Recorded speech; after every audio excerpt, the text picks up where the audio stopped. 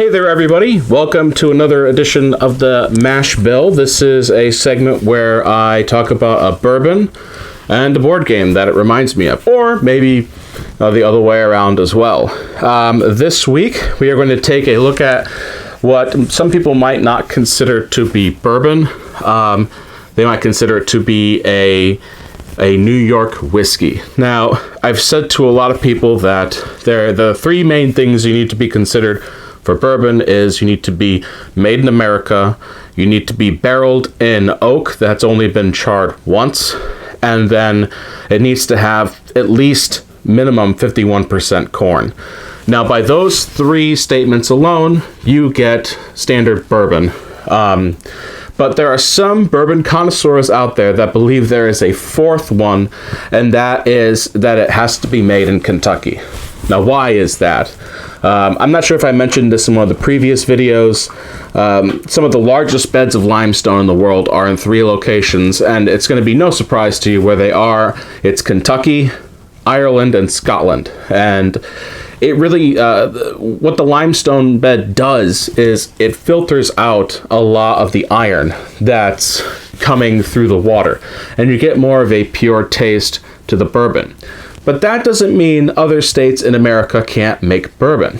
So for today, what we're going to be looking at is what I call a New York straight bourbon whiskey in the form of Doubleday. Yes, this is a baseball-shaped bottle. Yes, that is a baseball diamond-shaped bottom that holds the bottle up.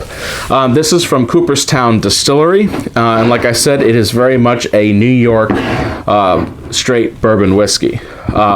I'm not sure if we'll be able to zoom in on this by myself right now recording, so I don't have someone to do the zoom.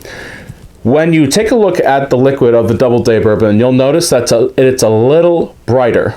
Now, the legends down in Kentucky will say, and I heard this both at the Heaven Hill Distillery and the Angel's Envy Distillery, that bourbon became popular because everyone was asking for the red whiskey.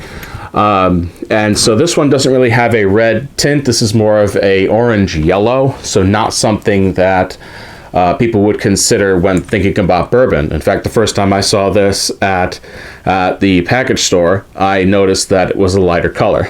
And that could be because of the water. It could be because of the distillation process. I haven't yet been to Cooperstown Distillery, so I really couldn't answer. But what I do know is that this is a bourbon in a baseball-shaped glass. Now, of course, some people will say, Matt, I think I see in your collection that you have bottom of the ninth, so you're obviously going to pair this with bottom of the ninth. Not really. I'm going to pair this with a historical game. But before I do that, I want to tell you just a little bit about how this bourbon tastes. Unlike other bourbons where you get a heavy char and a heavy oakiness, this one's rather light. And actually, when you start to breathe through the liquids, you'll actually have a taste of cinnamon, and a very, very strong cinnamon. Not sure how the cinnamon got to be that strong. Like I said, sometimes different people get different tastes off of whiskey. But when I drink this bourbon, I usually get a taste of that along with some of the caramel that goes along with those notes that anyone can really taste in bourbon. Got to edit this out because I can't remember what I was going to say next. Oh boy, what was it? I'm freezing up. I'm sorry, Jen. You're going to have to edit this out. So it's very light. It really kind of lingers only for a few moments. Some people will say, my goodness, the bourbon sits in my chest, and that's all I taste for a while. Now keep in mind, you might go out, buy this bottle of bourbon, and taste it and say, Matt, you're a big liar. I didn't taste cinnamon at all. It could be what you ate previous. It could be what you had to drink before the bourbon. Take it from me, sometimes bourbon, especially bourbon, has a different taste depending on what you're eating with it. And I would say that's true for the other two large limestone bed products in the world, both Irish whiskey and Scotch. It really depends on what you've had to eat beforehand or drink beforehand. If you've just come off a few glasses of rum or a pint of beer, you're going to get a slightly different taste on the whiskey. I don't recommend doing that, because sometimes the alcohol will hit you a lot faster if you start combining liquids. But anyway, I want to talk about pairing this bourbon with a historic game and not a baseball game. So what could it be? Well, it's actually going to be Lincoln by Martin Wallace and produced by PSC and Worthington Games.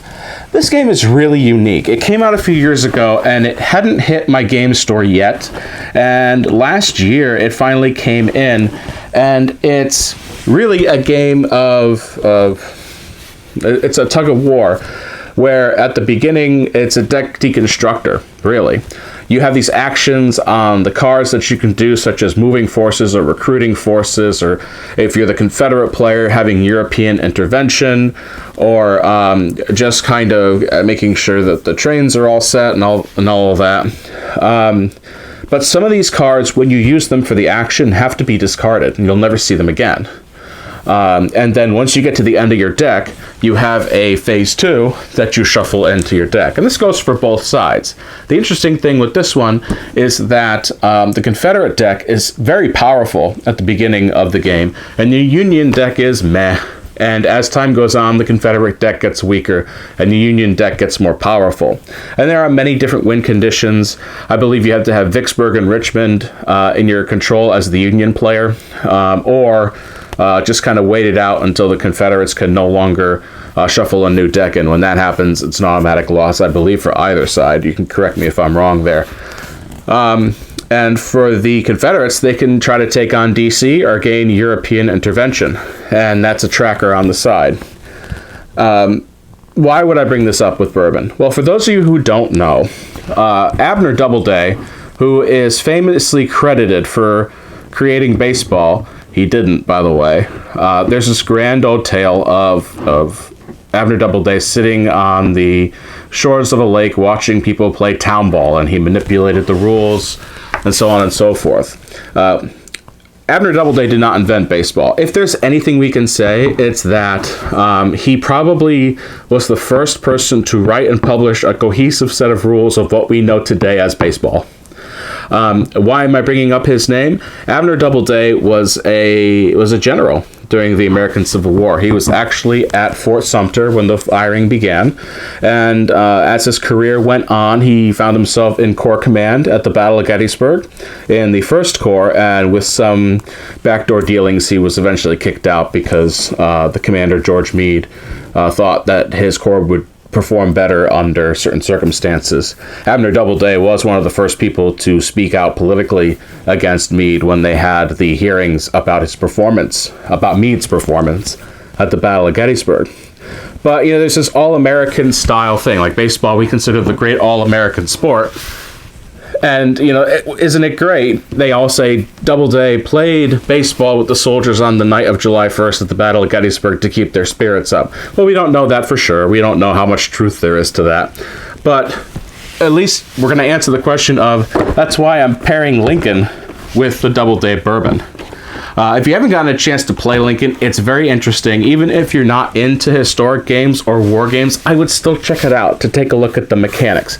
The mechanics are quite different, especially due to the deck deconstructing as the game goes on, and kind of like the push and shove of trying to get to certain areas on the board and try to stop the Confederates from having European intervention. And I would give Doubleday Bourbon a shot. Like I said, it's got a really hefty cinnamon flavor. It doesn't have a hard bourbon taste as others.